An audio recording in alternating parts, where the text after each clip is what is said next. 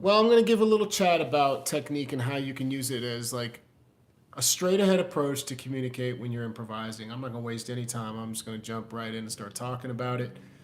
Um, I do want to mention I got this technique clinic. It's the last time I'll be mentioning it. The technique clinic covers bending, tongue blocking, hand technique, warbles, vibratos, and all these cool things, dirty notes. And it comes with notes. It's recorded. It's a Zoom webinar. That you can find out by going to harmonica123.com, learn more. Technique, letting it speak, the title really of this, letting the technique speak for itself. And what I mean by that is simply using the technique as a direct way to communicate in the piece that you're improvising to by not moving away from it so fast. I think that in the world of bending, and I'm going to demonstrate this to a little track that's called Nasty Slow Blues in E, but I think a lot of folks, hopefully I left this thing in, yep, I did, okay. Not hopefully, I think a lot of folks, what happens is they're playing and they just don't love their technique. It could be bending, it could be a warble or whatever, and so what ends up happening is they move from it. But if you work on refining the technique, you can do things like this to let your technique speak for itself. Sustain and really shape the technique, shape the sound that's going on. But first get the right key harmonica. In this case, I have everything I need except for the right harmonica. Here's an A. I'll do this in second position in the key of E. So you might take a vibrato.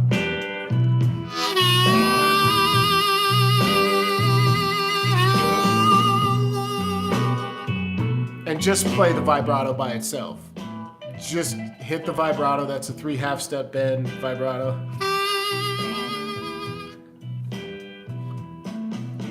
So one tip to you right out of the gates is that simple. Take something and sustain it. Don't always try to incorporate this technique into a phrase, even though that works very well. Here's another example.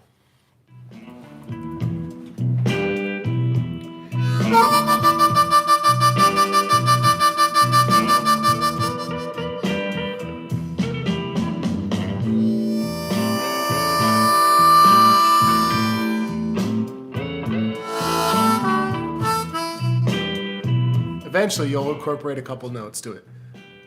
Pulsed a 2/5 draw split, then I just held it real long. This is a simple approach. Happy St. Patty's Day to those who are celebrating.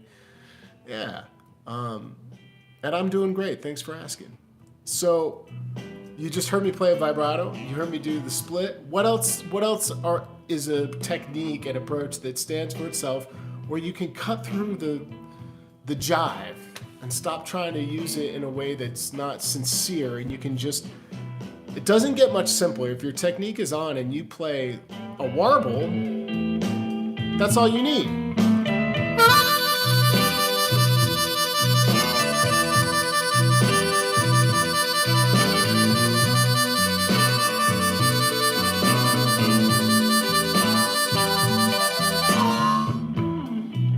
Again, you can just stop and cut the effect or the technique.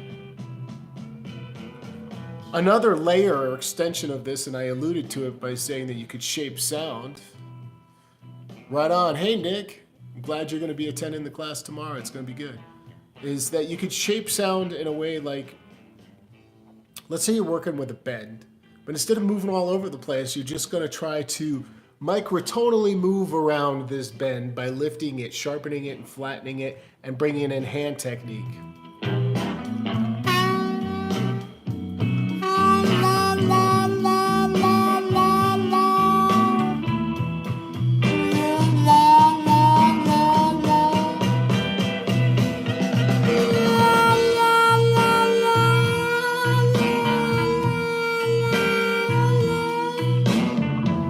So this idea locks you in and creates a more focused approach. That's how I feel when I do this.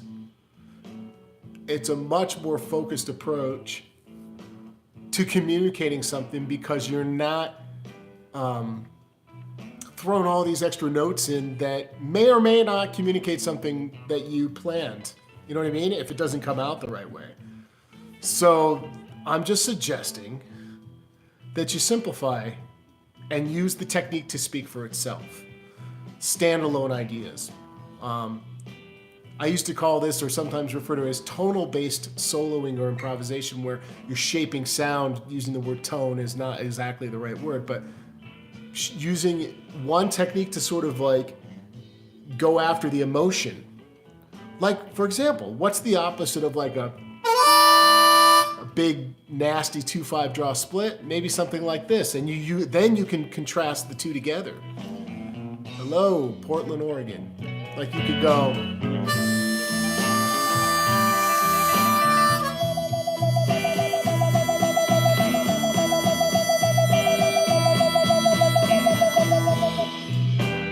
A clean, thinner sounding 6 blow with a hand tremolo, hand wah after that. So that's an extension also. That's another layer. It's like a third approach, which is combining just two techniques. These are things we won't get into the class tomorrow. So I thought it was cool to come on and talk about it for a minute. But you can, once you've refined your technique, I said this in an email I sent out, and I put it in the last video. It's a way to, when you're working on technique and you have a high level technique, you have a vehicle for expressing emotion. That's the way I see it. If you're super emotional, but you have no technique, people will feel the emotion, but you're not communicating as directly as the guy that's harnessed that emotion into a particular technique. And that's my take on that kind of stuff. But what we will do is I'll give you a bunch of exercises for this class. And the exercises are very much a way to move around and think about these techniques musically.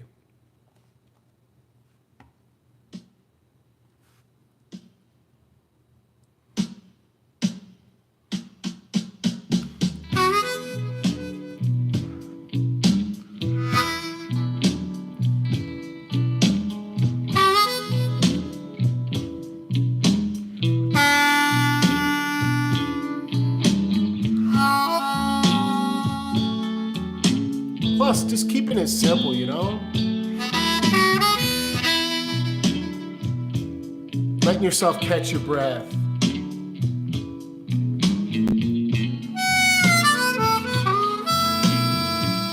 Because then when I slip in these clean single notes and throw a technique in the middle, then you're adding more meaning to both almost the technique itself and the single notes.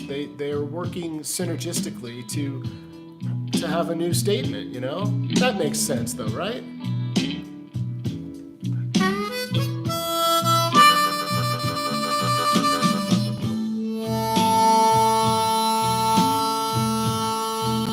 That long 1/4 blow over a 4 chord is sweet, and I think we forget sometimes as like soloists that long notes and simplicity in space is more communicative and effective than trying to really move around and create long phrasing and speed, which I like to do. I'm all about playing these longer phrases and moving really fast, and I do that in my playing, but I make sure I'm really trying to balance it. Like when I look like what's the big picture of my approach, this is the way I think it, maybe what I'm doing, my style, part of my style is that I'm always trying to balance. So if there's a long note, it's followed by sometimes rapid fire single notes or a faster riff. If there's like thick, like this, I'm trying to bring in then that, like I said, with that 6 blow, a thinner sound. And I'm just trying to take the music and make sure it's balanced so that people are following the message.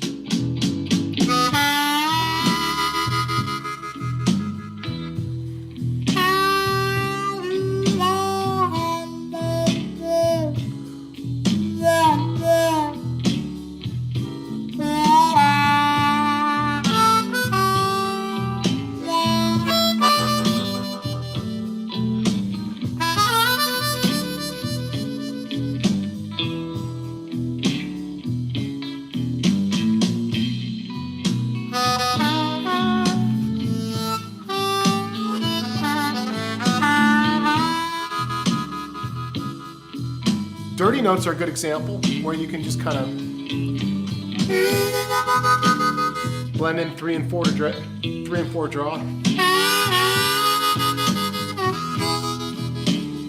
and 3 draw, 4 and 5.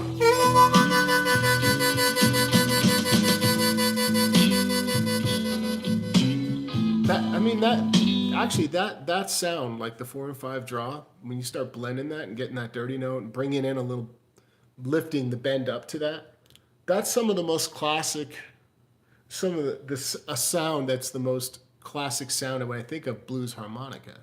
Especially when you amplify it, it gets this real wet quality that's like, I don't know how to put it into words, but it's a beautiful thing. And so,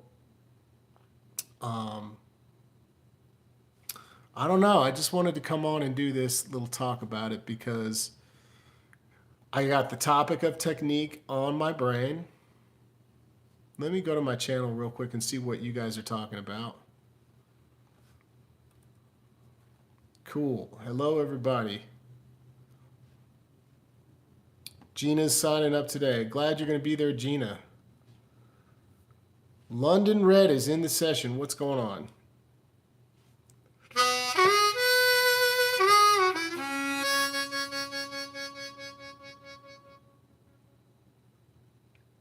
What's up, Lise?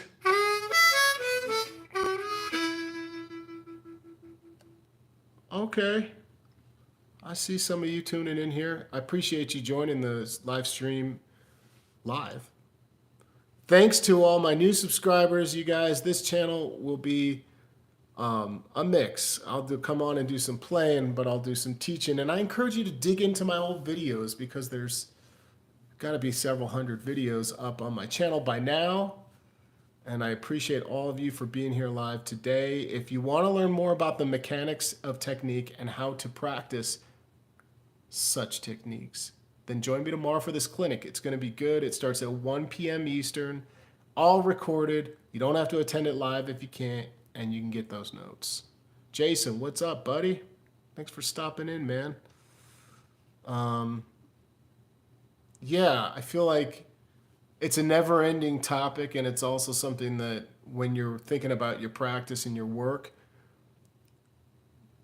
technique is only one element to your musicality, but it certainly is one that can't be overlooked because we're going to use it to funnel that emotion. And that's something that I constantly try to communicate to students in lessons, etc. Took your first position A, still go back to it. Cool, thanks for checking that out. All right, good question. I'm gonna talk about that. All right. First of all, how is this different from the Essential Blues Harp Technique class? I have, out of all the topics that I've offered, which are pretty much all individual, unique topics, let's say, like song studies and thematic whatevers and theory or whatever. The only topic I've repeated is technique. So there will be repeat. I have done a class where it's just on bending or just on tongue blocking. But then I did that Essential Blues Harmonica Technique class, which ended up being 2 hours and 45 minutes, which this clinic will not be. That's also a more expensive item. That's a $30 class at this point. So all I'm saying is that this is going to be somewhere in between. It won't be quite as in-depth explanation and work of each single thing, but I will explain all the mechanics and I will give you exercises for those. And that's how it's going to work. And then we're going to take some music like we were doing here earlier and just put it in action and show you how the exercises are musical. I'll never present an exercise that I don't feel you can instantly integrate it into your music. You know what I mean? All right, so the topic today, just to back it up and remind people, I was talking about, I'm really distracted. I was talking about, what was I talking about? Let your technique speak for itself. Let it sometimes be sustained and just be the thing that's communicating rather than trying to play a riff, let's say. So, here's your shuffle. What I'll do is I will just kind of give you one more example of how that works. Less riffing is what it means.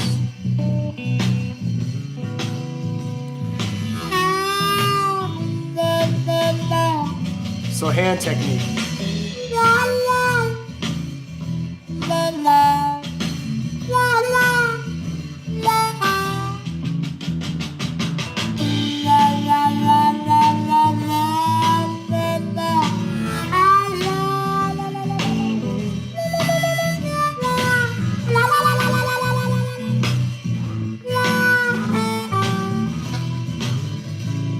Warbles.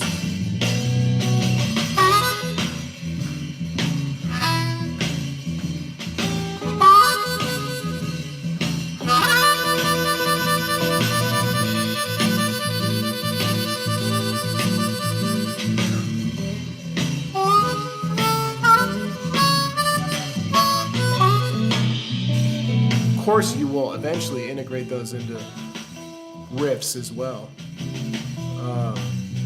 Vibrato.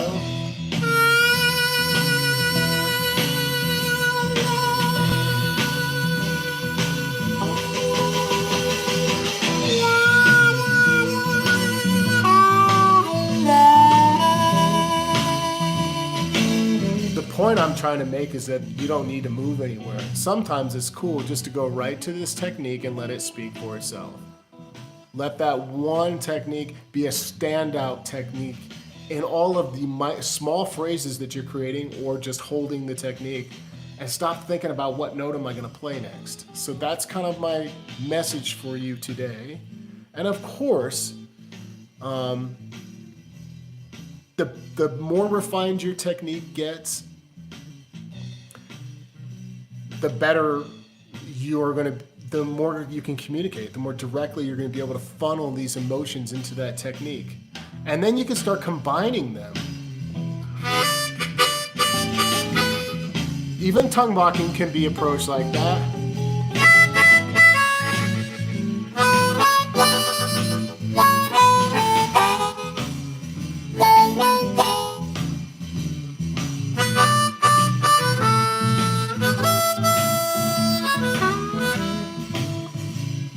So we can start combining.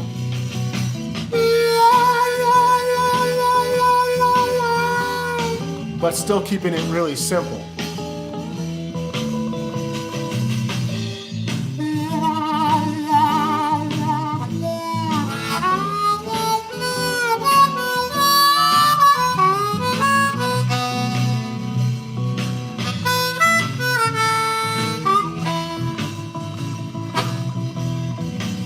And what's cool is that then when you step back from this approach for a minute, just to be practical, to just like talk about like how I might actually integrate this.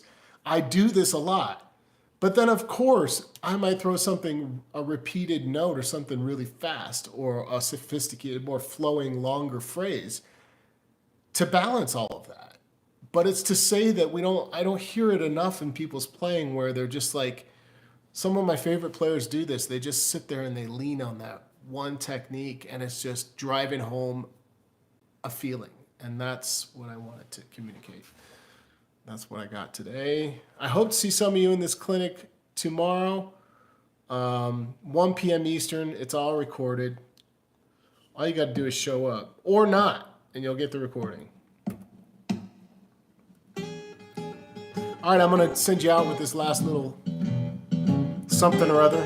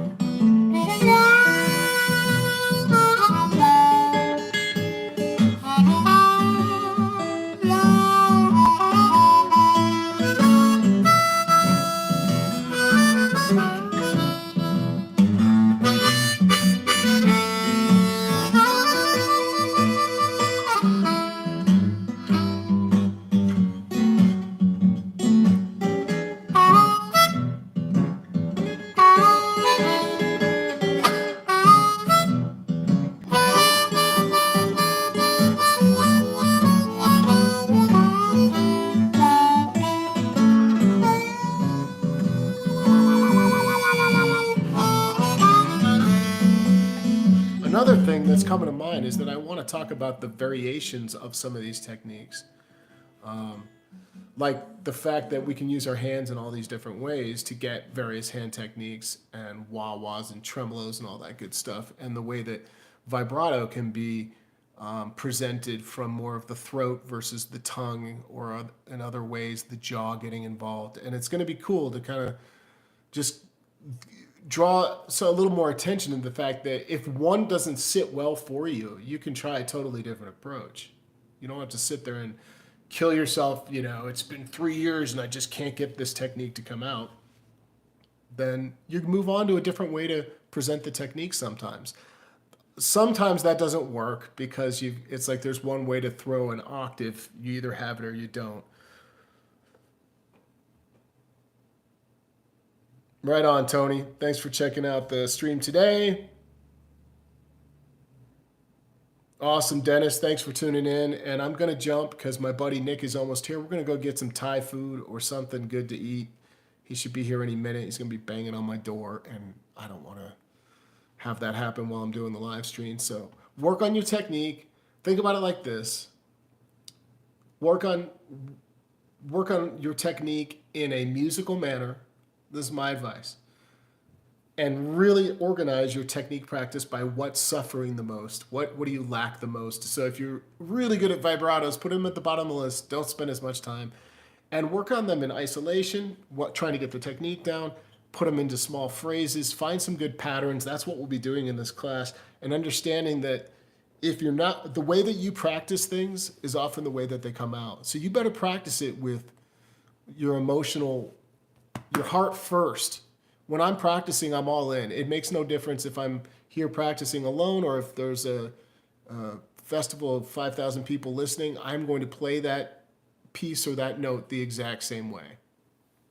Where am I going for lunch? I don't know yet. I'm going to try to find some Thai food or Vietnamese food, or I don't know. I really don't know yet.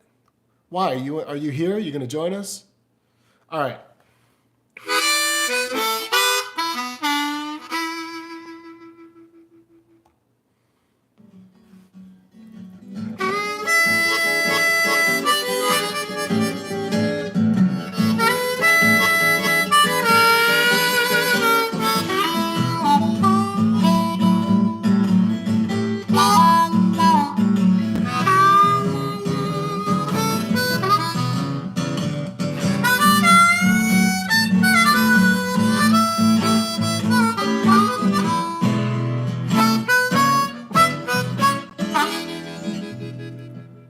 All right.